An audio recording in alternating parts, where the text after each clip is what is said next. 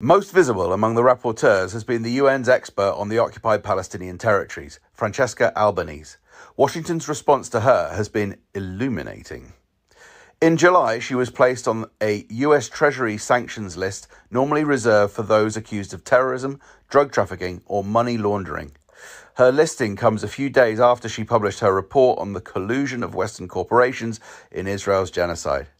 The US sanctions violate the diplomatic immunity she enjoys as a UN official and make it impossible for her to attend meetings at UN headquarters in New York.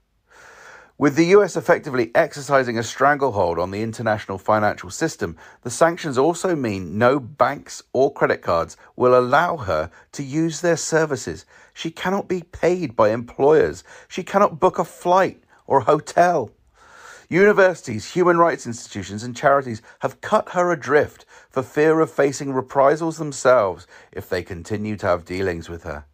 Her assets in the US have been frozen, including her bank account and an apartment.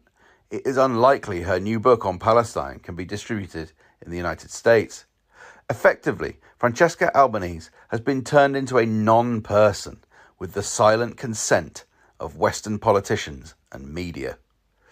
The State Department justified the actions on the grounds that Albanese had recommended that the International Criminal Court issue arrest warrants against Netanyahu and his former defense minister, Yoav Gallant. In fact, ICC judges approved the arrest warrants in November 2024 after the court's prosecutors amassed evidence of crimes against humanity committed by Netanyahu and Gallant, chiefly over their imposition of an aid blockade to starve Gaza's population. It was no surprise, therefore, that the Trump administration has issued similar sanctions against 8 judges at the Hague War Crimes Court, either for approving those arrest warrants or for authorizing an investigation into crimes by US military personnel in Afghanistan. In an executive order announcing the sanctions in February, Trump declared a national emergency, saying the court represented an unusual and extraordinary threat to the national security and foreign policy of the United States. You might imagine that this lawless move against some of the most renowned jurists in the world would have provoked considerable pushback in Europe. You would be wrong. The all-out assault on one of the main pillars of international law has been barely mentioned.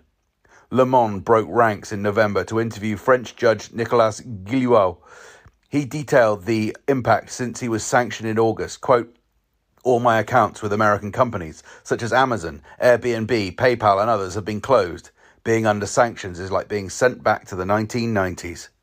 European banks, fearful of the US Treasury, also closed his accounts, and European companies refused to provide